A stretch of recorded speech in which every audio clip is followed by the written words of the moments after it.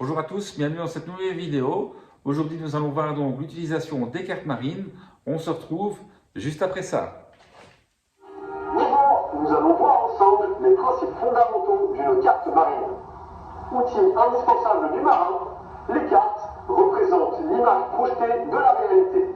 Elles nous permettent de nous situer et de nous diriger vers un objectif donné, tout en nous prévenant des dangers que nous risquons de rencontrer. Affinées depuis des siècles pour les rendre de plus en plus précises, elles sont le trésor du navigateur. Nous allons déterminer ici les éléments qui la constituent.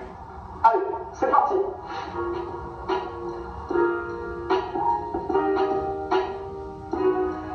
Depuis toujours, les explorateurs ont retranscrit leurs découvertes en les dessinant, créant ainsi les premières cartes. Les premiers navigateurs étaient d'ailleurs missionnés pour les réaliser, constituant un trésor d'informations précieux pour les États détenteurs. L'exploration des Amériques, puis l'âge des découvertes, joua un grand rôle dans l'essor de leur réalisation. Colomb, Vasco de Gama ou encore Magellan, Elcano sont autant de personnalités ayant marqué cette époque et commencé à réaliser la représentation de notre planète. C'est à partir du XVIIe siècle que les cartes commencent à être commercialisées grâce à un gain de précision rendu possible par des appareils de mesure de plus en plus performants. Petit à petit, les cartes marines remplacent à bord les pilotes et deviennent la référence en matière de navigation. Et comme un même service hydrographique et océanographique n'assurant pas forcément une couverture mondiale, ici, nous utilisons une carte marine du CHOM, le service hydrographique et océanographique de la Marine nationale, héritier du premier service officiel au monde créé en 1720, et dont les cartes, comme évoqué, sont utilisées aujourd'hui comme référence. Au-delà de se concentrer l'histoire, savez-vous comment choisir une carte marine en fonction de vos objectifs de navigation? En fait, il existe plusieurs types de cartes et plusieurs catégories. Elles se distinguent par leur contenu et leur échelle. Concernant la navigation de plaisance, on les distingue ainsi. Les cartes de pilotage côtier, les plus précises, celles de pilotage hauturier, mais aussi celles de cabotage, d'atterrissage, de traversée, des cartes océaniques ou encore routières. Leur échelle varie entre 1 pour 10 000 et 1 pour 15 millions. On utilise ainsi la carte la plus précise et la plus adaptée en fonction de notre type de navigation. Si nous voulons naviguer du port de Morgat en Bretagne pour nous rendre aux îles Scilly, vers l'Angleterre, nous partirons d'une carte de pilotage côtier très précise, telle que celle-ci, pour ensuite passer sur une carte plus large de pilotage côtier, pour ensuite partir sur une carte hauturière beaucoup plus large, et ensuite faire la même démarche en sens inverse en arrivant aussi. On contrôle aussi le système géodésique, qui est le système de référence de la carte. Il en existe plusieurs, et il nous faut prendre soin d'utiliser toujours une seule et même référence. Le plus connu est le système WGS84, qui est le plus utilisé au niveau mondial. Pour utiliser nos cartes, il faut comprendre comment elles ont été réalisées. Pour imager un globe en 3 dimensions sur une carte en 2 dimensions, il y a plusieurs méthodes. On appelle cela des projections. Il existe par exemple la projection de Robinson, de Bertin, de Wood et d'autres encore. Pourtant, la plus utilisée reste la projection de Mercator. Sa particularité réside dans le fait qu'elle conserve les angles projetés pour la représentation, rendant la carte conforme au voyage maritime. Pourtant, elle déforme les distances et les surfaces.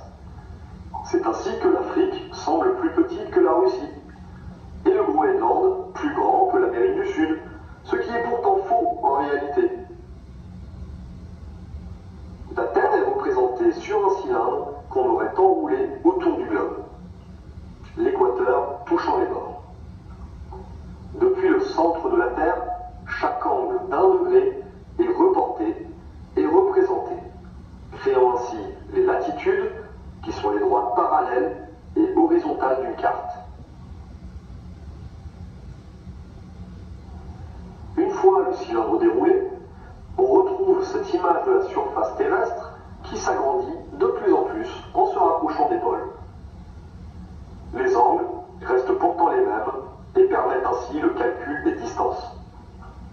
L'équateur étant la latitude de référence, le point 0. Pour les longitudes, c'est un peu différent. La Terre est découpée comme des quartiers d'orange. Ces lignes épousent donc la courbure terrestre, reliant le nord au sud. Les droites ne sont pas parallèles et sont un découpage en 360 degrés du globe. On les appelle aussi méridiens. Par convention, le méridien de référence est Greenwich. C'est la longitude 0. Allez, cette fois-ci, regardons de plus près notre carte marine. Rappelez-vous, nous savons qu'elle est découpée à l'horizontale et à la verticale, constituant des droites sur notre carte, appelées respectivement latitude et longitude. Et bien, ces dernières vont nous servir de référence pour noter et partager notre position. Et comme je vous l'ai indiqué, notre carte marine est de nos jours bourrée d'informations. Voyons tout de suite ensemble les bases élémentaires pour les lire, les décrypter et les déchiffrer. Nous en profiterons pour vous apporter quelques notions physiques supplémentaires vous prouvant que notre planète est bien un élément vivant et mouvant. C'est parti.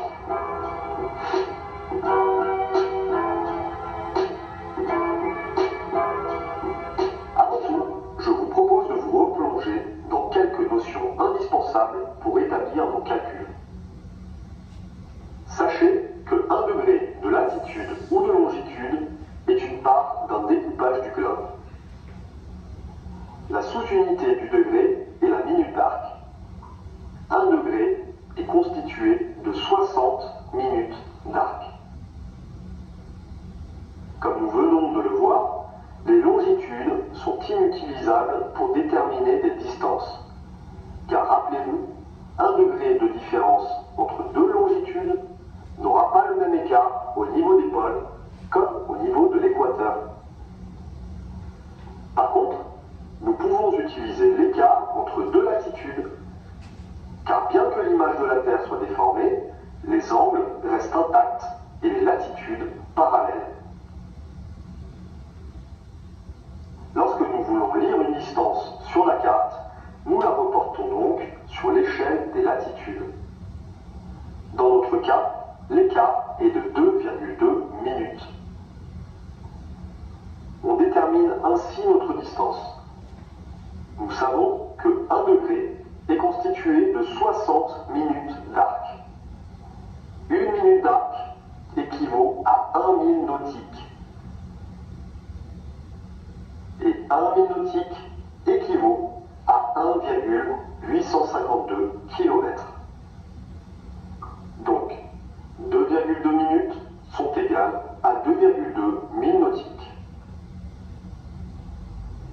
Si l'on multiplie 2,2 à 1,852, notre distance est de 4,074 km.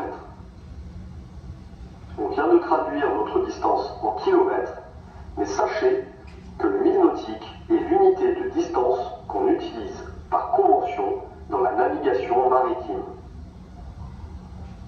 L'unité de vitesse utilisée est le nœud, égal à 1 mille nautique par heure, soit un nœud de vitesse couvrant 1,852 km en une heure. D'ailleurs, nous ne parlons jamais de km/h en navigation, mais de nœuds qui sont des milles nautiques par heure. Imaginons que nous naviguions à 4,074 km/h. Cela équivaudrait à 2,2 nœuds.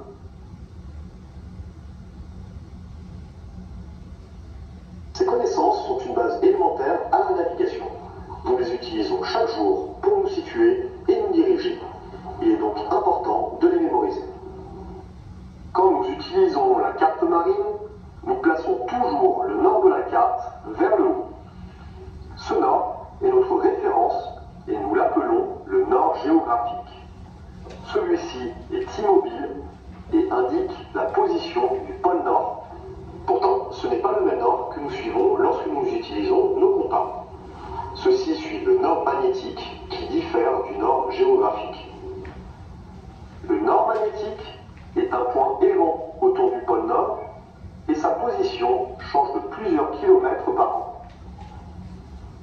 Il est l'un des deux points par lesquels passe le champ magnétique terrestre et la référence pour les aiguilles de nos compas. Selon notre position sur Terre, il nous faudra vérifier sur les cartes la différence d'angle entre ces deux nords. On appelle cela la déclinaison magnétique. On la définit à l'aide des rosaces roses dessinées sur nos cartes. Lorsqu'on regarde de près une carte marine, la première distinction est au niveau des couleurs. En jaune et marron sont représentées les zones terrestres. En blanc, bleu clair et bleu foncé, les zones maritimes selon leur profondeur. En vert, la zone couverte est découverte par la marée. On appelle cette zone l'estran. Pour comprendre cette distinction entre la terre et l'eau, il nous faut définir ce qu'est le zéro hydrographique. Sur nos cartes, il se situe entre la zone verte d'estran et l'eau. Il est la référence de niveau universellement adoptée pour nos cartes marines et les manuels de marée. Ce niveau est donc celui de la plus basse mer astronomique observée. Par exemple, ici, sur nos cartes, les parties blanches, bleu clair et bleu foncé sont sur notre schéma en dessous du trait et la partie verte au-dessus du trait. Ce choix de référence assure aux marins de naviguer avec au minimum autant d'eau qu'indiqué sur les cartes. Pour connaître à l'instant T la profondeur à un endroit, il nous faudra ajouter la marée. On remarque sur les couleurs de la carte une multitude de chiffres notés différemment. En italique sont notées les valeurs de sonde sous le zéro hydrographique. En italique souligné est notée la hauteur au-dessus du zéro, où la marée couvre et découvre. En chiffre droit, latitude sur la côte. Enfin, des chiffres entre parenthèses sont décalés par rapport à ce qu'ils indiquent. Les lignes à terre sont des courbes de niveau, comme sur les cartes de randonnée. En mer, les lignes de même profondeur sont appelées lignes ou courbes isobates. Elles nous permettent de nous positionner sur la carte lorsque nous naviguons. On remarque une multitude de symboles et d'abréviations, tous différents. En mer, certains indiquent la qualité des relevés de sonde, la nature du fond ou encore des étoiles qui marquent des rochers, des épaves et autres sondes remarquables. On trouve en rose des indications sur la réglementation maritime, les zones de mouillage, de limite ou d'interdiction. Sur la côte, les phares indiquent leur secteur et leur position.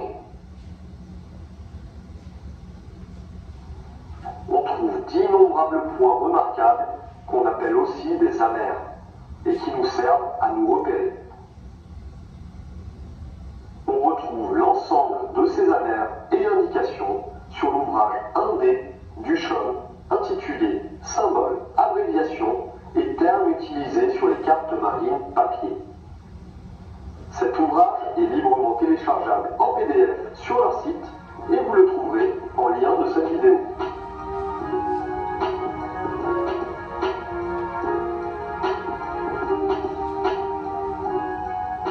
Voilà, nous venons de voir ensemble les principes fondamentaux d'une carte marine et cela soulève encore plein d'interrogations.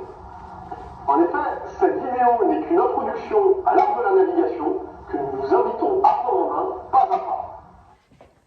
Petit résumé donc de ce qu'on vient de voir en vidéo, les coordonnées géographiques, votre globe, ok, l'équateur, vous avez à chaque fois les latitudes, une ligne de latitude est égal à donc un parallèle qui correspond à un miles marin qui équivaut à 1852 mètres, est égal à un nœud, est égal aussi à 1 miles à l'heure, qui vaut 1,852 km/h. Pour la mesure sur la carte, on l'a vu dans la vidéo, on vient donc mesurer la distance de A à B. Nous avons une distance que l'on vient rapporter sur l'échelle de la latitude, qui nous donne donc une mesure, petite graduation, on se souvient, 1/10 de minute, grande graduation égale 1 minute. On mesure ici donc 2,1 minutes de latitude, 2 et 1/10, ce qui nous donne 2 miles 1. 2 miles 1 fois 1852 mètres est égal à 3889 mètres. Attention, donc, ne jamais se reporter sur l'échelle de la longitude. Ok, les valeurs ne seront pas correctes. Petit résumé donc de cette vidéo. Vous avez donc la Terre qui est représentée en jaune sur les cartes, avec bien évidemment donc les amers, donc les points de repère au sol. Vous avez après tout ce qui est en vert sur les cartes, représenté comme ceci sur les cartes. Donc c'est l'estran, c'est la partie qui se couvre et qui se découvre à marée basse et à marée haute, d'accord, avec chaque fois des indications de hauteur. Vous avez donc la zone inférieure à 10 mètres, on voit ici 4 mètres, 8 mètres, 6 mètres 50. Donc toutes les indications sur les cartes sont des indications la plus basse mer possible. Ok, toujours avec un coefficient maximum de 120. On a vu qu'il y a des coefficients qui existent de marée de 20 à 120. Sur les cartes, coefficient 120, la plus basse mer possible. Ok, donc prenons l'exemple annuaire des marées. Donc aujourd'hui au Touquet, 11h30, 2 mètres coefficient 54. Donc prenons l'exemple ici sur 8 mètres la plus basse mer possible. Donc à 8 mètres, on viendra ajouter les 2 mètres de coefficient 54. Donc on aura bien 10 mètres. Ok. À 17h30, on aura 4 mètres coefficient 62. Donc on viendra ajouter les 4 mètres aux 8 mètres. On aura bien 12 mètres.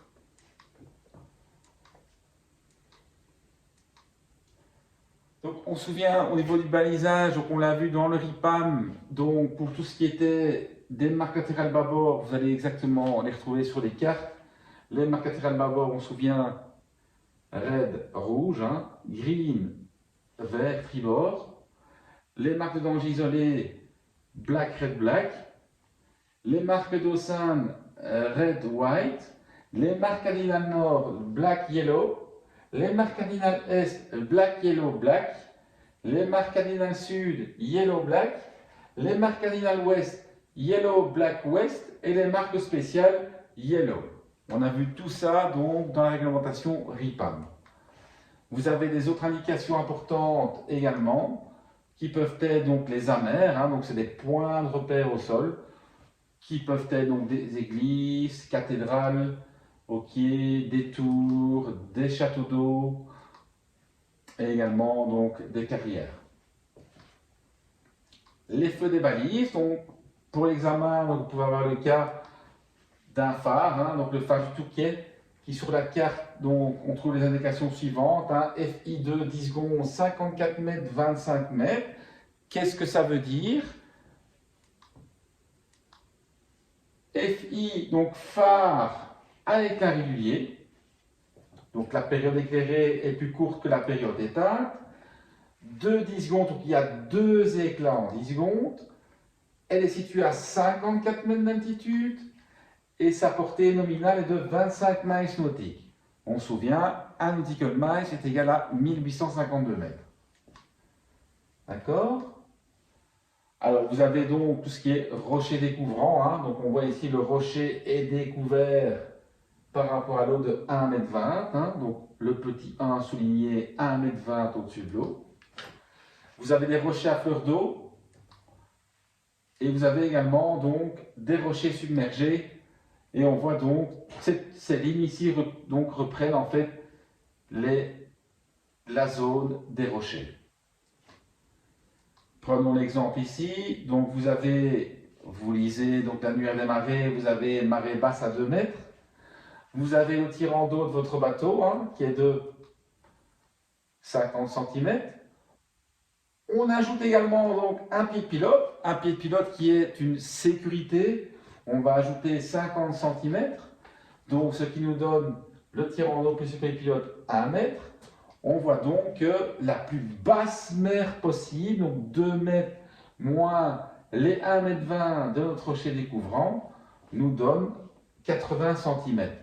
Le tirant d'eau et nos pieds de pilote est égal donc à 1 mètre, donc pas possible à marée basse. Pourquoi? Parce que la marée basse est à 2 mètres. Les isobates, comme vous l'avez vu donc dans la vidéo, ce sont les lits joignant donc les mêmes profondeurs. Alors les courants de marée, vous allez voir sur les cartes, vous pouvez donc avoir ces indications qui sont donc les courants de marée. Vous pourrez avoir donc la zone, donc ici le point B qui est situé sur la carte et ses coordonnées. Donc on prend un point qui est égal à un point situé sur la carte. Vous avez donc la direction du courant en vives eaux. On voit 227, ça va jusqu'à 226 degrés. Vous avez donc la pleine mer, avant pleine mer, et vous avez après la pleine mer, vous avez donc les vitesses en vives eaux, en E, et vous avez également les vitesses en mortes eaux. Donc, petit exercice qu'on pourrait vous demander à l'examen. Vous avez donc ce tableau-ci, les courants de marée. Si la pleine mer à Boulogne-sur-Mer est à 13h30, quel sera le courant en B à 16h30? Donc on voit ici que la pleine mer est à 13h30. Ok. On vous demande donc quel sera le courant B à 16h30. Donc c'est 3 heures après la pleine mer. On aura donc 3 heures après 52 degrés. D'accord? Vives eaux, on se souvient 1,2 nœuds. Et mortes eaux, on aura 1,1 nœud. Également, question à l'examen. Quand le flot de vives eaux est-il le plus fort à Boulogne-sur-Mer?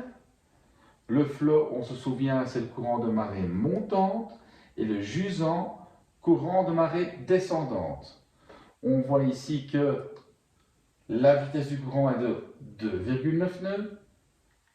Pourquoi? Parce que la valeur est la plus importante 4 heures avant étale de pleine mer.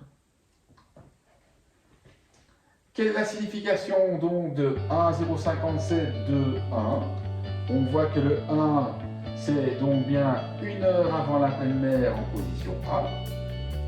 Le 0,57, qu'est-ce qu'on a? On a la direction du courant est de 0,57 degrés. La vitesse en vives eaux est de 2 nœuds. Et la vitesse en mortes eaux est de 1,1 nœud. Merci beaucoup et on se retrouve pour une prochaine vidéo.